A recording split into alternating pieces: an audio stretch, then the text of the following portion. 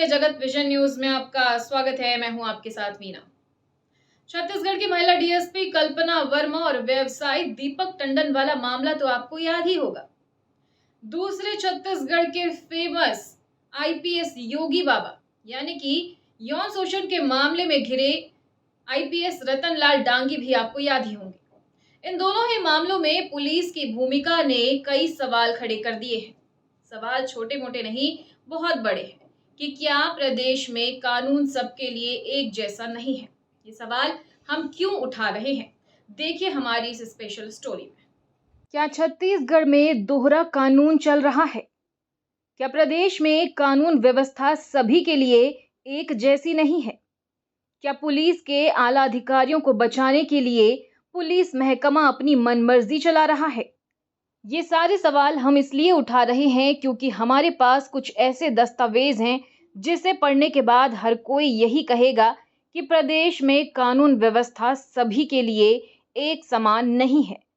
कानून व्यवस्था पर संदेह इसलिए भी उठने लगे हैं क्योंकि विभाग के एक सीनियर आईपीएस अधिकारी की करतूतों को छुपाने के प्रयास किए जा रहे हैं। वो अधिकारी कोई और नहीं बल्कि यौन शोषण मामले में घिरे आईपीएस रतन लाल डांगी हैं। किसे पता था कि सोशल मीडिया में स्टार बना यह अधिकारी इतनी घिनौनी हरकत कर सकता है, जो अपने ही विभाग के अधिकारी की पत्नी के सामने वीडियो कॉल में नंगा हो जाता है। शोषण से परेशान महिला ने हिम्मत दिखाई और इस अधिकारी की करतूतों का काला चिट्ठा खोल दिया। बावजूद इसके पुलिस विभाग अपने सीनियर अधिकारी की साख बचाने में जुटा रहा। पीड़ित महिला ने कई बार विभाग के वरिष्ठ अधिकारियों के दरवाजे खटखटाए पर किसी ने उसकी नहीं सुनी। लेकिन जब मीडिया में ये बात सामने आई तब जाकर पुलिस विभाग हरकत में आया और अधिकारी के खिलाफ जांच बैठाई। हालांकि ये जांच केवल दिखावटी ही नजर आती है। शोषण से पीड़ित महिला ने जब आवाज उठाई तो उल्टे सीनियर आईपीएस अधिकारी रतन लाल डांगी ने अक्टूबर 2025 में डीजीपी के सामने 13-14 बिंदुओं का एक शिकायती पत्र दायर कर दिया और पीड़िता को ही गलत साबित करने में जी जान लगा दी। पीड़ित महिला ने इस मामले को लेकर हाईकोर्ट में अपने अधिवक्ता अभिषेक पांडे के द्वारा पुलिस मुख्यालय में सूचना के अधिकार के तहत उस शिकायती पत्र की जानकारी मांगी। लेकिन पुलिस मुख्यालय के जनसूचना अधिकारी ने इस मामले के संबंध में किसी भी प्रकार की जानकारी देने से स्पष्ट मना कर दिया।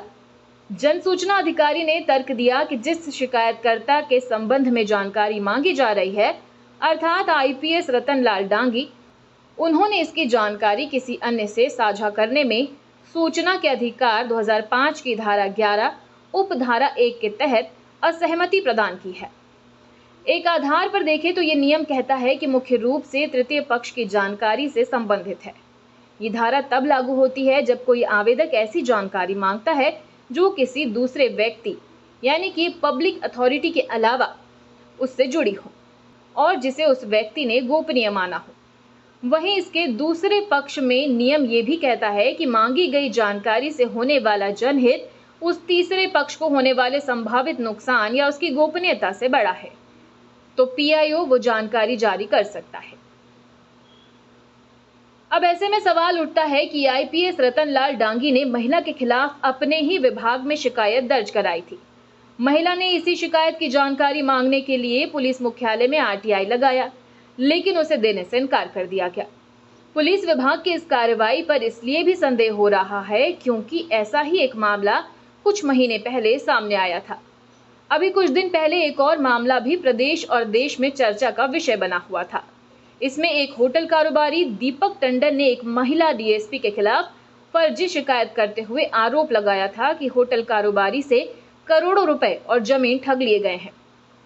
होटल कारोबारी दीपक टंडन ने इसकी फर्जी शिकायत भी की थी, जिसके बाद महिला डीएसपी ने भी अपने पुलिस मुख्यालय में उस व्यापारी के खिलाफ शिकायती आवेदन दिया था, जिसमें जांच का आदेश दिया गया और जांच अधिकारी उप पुलिस अधीक्षक कीर्तन राठौर ने एक तरफा जांच कर फर्जी रिपोर्ट पुलिस मुख्यालय को सौंप दी, जिसके आधार पर डीएसपी कल्पना वर्मा को निलंबित कर दिया गया।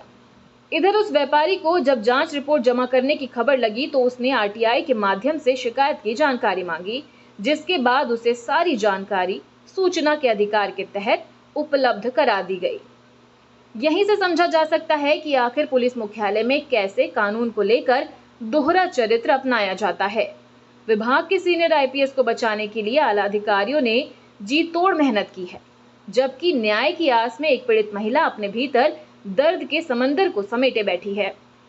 पुलिस की कार्यप्रणाली से फिर वही सवाल उठने लगा है कि क्या कानून सभी के लिए एक जैसा होता है, या फिर आप और हम जैसे सामान्य लोगों को ही कानून और नियमों का पालन करना होता है, क्योंकि पहुंच वाले लोग तो कानून के साथ खिलवाड़ करने लगते हैं। इनके सामने कानून भी बेबस नजर आता है। और इसी के साथ फिलहाल खबरों में इतना ही। अपडेटेड रहने के लिए हमारे चैनल को सब्सक्राइब कर लीजिए।